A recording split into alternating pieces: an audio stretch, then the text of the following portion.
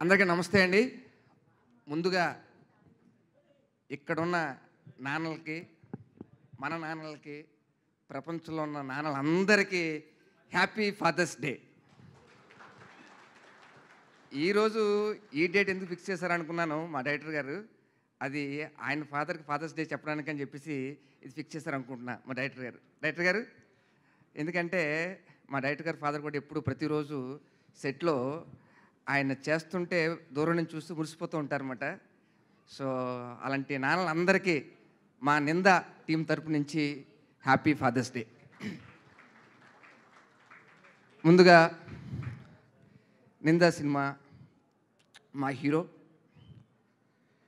మనకి happy days నుంచి కొత్త బంగారు లోకం అవన్నీ ఒక ఎత్తు, ఈ సినిమా ఇంకో ఎత్తు అని చెప్పడం ఎటువంటి సందేహం లేదు. మేము సినిమాలో చేసామని చెప్పడం లేదు, సినిమా చూసిన తర్వాత ప్రతి ఒక్కరూ చెప్తారు. దాని తర్వాత ఆయనకి ఒక ప్రాబ్లం, ఒక ఫ్రాక్చర్ అయింది షూటింగ్లో. యాజ్ ఏ ఫిజియోథెరపిస్ట్గా నాకు తెలుసు అది ఎంత ప్రాబ్లం. అది మేము జనరల్గా అటువంటి టైంలో రెస్ట్ తీసుకోమని చెప్తాం, కానీ వరుణ్ బ్రో అవన్నీ కాకుండా ఒక చిన్న సినిమా చేస్తున్నప్పుడు దాంట్లో వచ్చే లోటుపాట్లు తెలిసిన వ్యక్తిగా కాదండి షూట్ చేద్దామని చెప్పేసి అదే స్టిక్తో వచ్చి చేస్తుంటే మా అందరికి చాలా పెయిన్ వేసేది.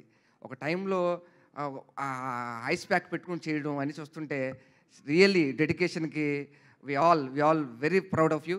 ఇవంతా నింద రిలీజ్ అయిన తర్వాత, సక్సెస్ అయిన తర్వాత మీరు ఫీల్ అవుతారు. మీరు మా డైరెక్టర్ గారి గురించి చెప్పాలి. మన జీవితంలో మనందరం ఒక పని చేస్తూ ఉంటాం, కానీ మన మనసు ఆ పనిలో ఉండదు, ఇంకెక్కడో ఉంటుంది.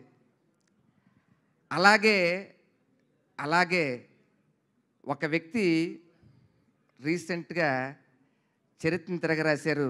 అది ఎవరో మీకు తెలుసు. మీకు ఆయన ఎవరో కాదు, మన పవర్ స్టార్ పవన్ కళ్యాణ్ గారు. ఆయనకి సినిమా అంటే ఇష్టం లేదు, అయినా సినిమా చేస్తున్నారు. కానీ ఆయన ఇష్టం ప్రజాసేవ. అలాంటి ఎంతోమంది ఆయనకి ఇన్స్పిరేషన్.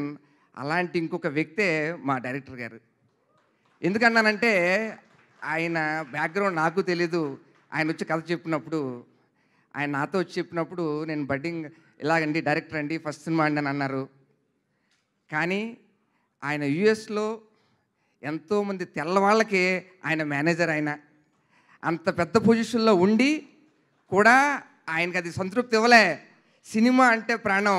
అక్కడి నుంచి ఇక్కడికి వచ్చి సినిమా చేశారు.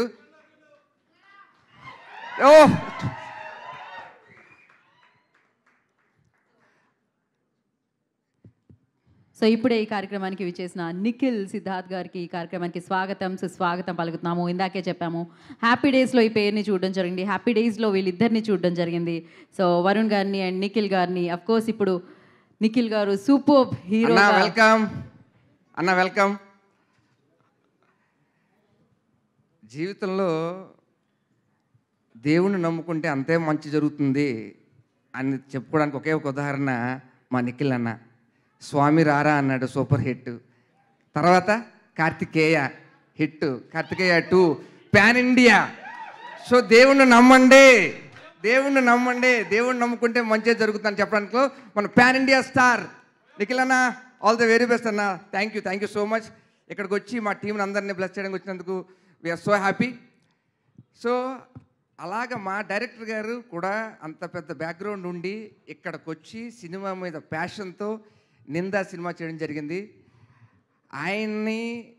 ఆయన అనుకున్నది సాధించాలని చెప్పేసి ప్రతిరోజు ఫ్యామిలీ, దీపా గారు ఫ్యామిలీ మొత్తం అందరూ కూడా తోడుండి మొత్తం మేము షూట్ చేస్తున్నాం తప్పించి ఆ షూటింగ్లో లేదు, ఒక ఫ్యామిలీ అంటుంటున్నాం కదా. నిజంగా సూర్య గారు, మన సీనియర్ యాక్టర్ సూర్య గారు ఉన్నారు.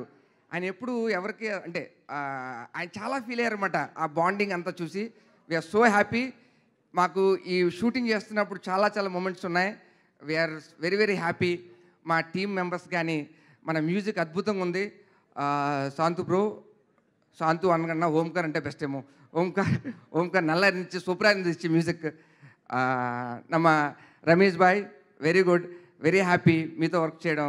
ఎడిటర్ గారికి, అనిల్ గారికి, ప్రతి ఒక్కరికి, టీంలో ఉన్న ప్రతి ఒక్కరికి కూడా కంగ్రాచ్యులేషన్ అడ్వాన్స్గా చెప్తున్నా. లాస్ట్ అండ్ లీస్ట్గా ఒకటి చెప్తున్నా. మన ఇందాక లిరిక్స్లో మీరు అందరూ అబ్జర్వ్ చేశారో లేదో, ఒక లిరిక్ ఉంది దీంట్లో, సత్యాన్ని శోధించాలి, సాక్ష్యాన్ని సాధించాలి, మనకున్న నిందలను చెరుపుకోవాలి, ఈ సినిమాని పెద్ద హిట్ చేయాలి.